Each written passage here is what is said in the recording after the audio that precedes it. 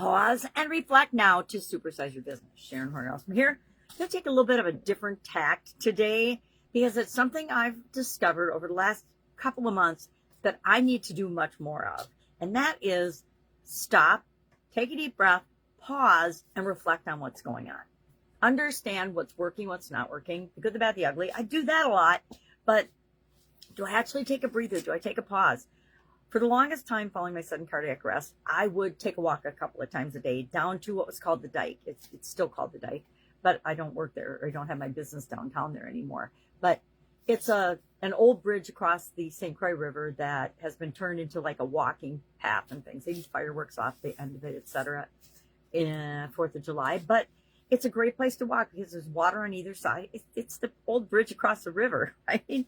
And so it ends about 3/4 of the way across the river, and there's parts of the old bridge, so it's kind of fun to go down there and look at. And there's nature and trees and things along the side, and beautiful wildflowers. And in the winter it's snowy and cold and beautiful. But I don't do that every day anymore.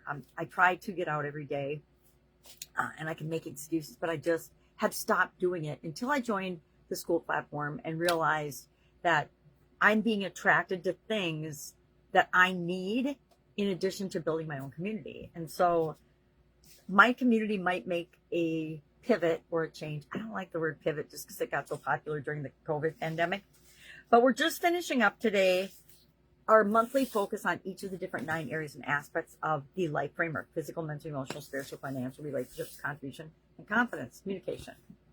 Contribution, communication, and confidence. The 3 C's get me messed up sometimes. And it's a good time, in my mind, in addition to being Halloween, to pause and reflect and think about how things are going. We also just finished up the ideas process with respect to physical health and well-being, which is our last area that we covered this year. And so again, it's a good time to pause and reflect and say, okay, where am I at? What have I learned? What's my lesson so far? Before we hop into tomorrow, No Nonsense November challenge. We're going to have a challenge where we address a different important topic every day for our business and for our life, because I'm trying to streamline and bring together the things that I do and simplify, because upon pausing and reflecting, I realized my life is still way too complicated, and the way I'm doing things is still more complicated than it has to be. So what are some ways to continue to bring things together, simplify, and be personally more streamlined? Why? So I can have more time with my grandchildren, right? So I can have more time creating the things that I want to create in my life and to make the world a better place. Everything I do is I hope to make the world a better place.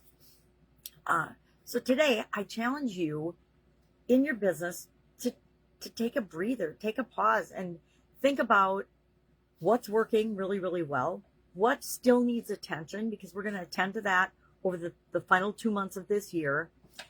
This month, it will be No Nonsense November. It's kind of a whole month of different ways of looking at things and pausing and reflecting.